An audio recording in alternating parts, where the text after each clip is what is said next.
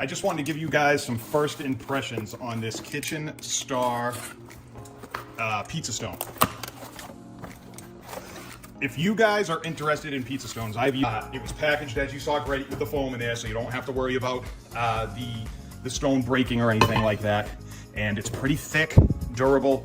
You know, as long as you're not dropping this thing from a really high place, I don't ever foresee this breaking and being a wonderful addition to your kitchen for pizzas. I'm telling you, I went with pizza stones, and I'm never going back. And this KitchenStar one is a great one.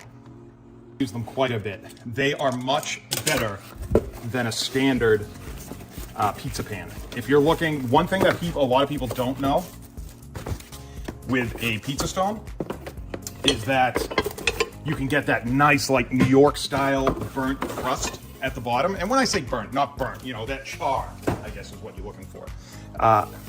So if you're looking for that, you preheat this in the oven, then you lay your dough out and cook your pizza on high heat, like, if you can do it, 500 degrees plus.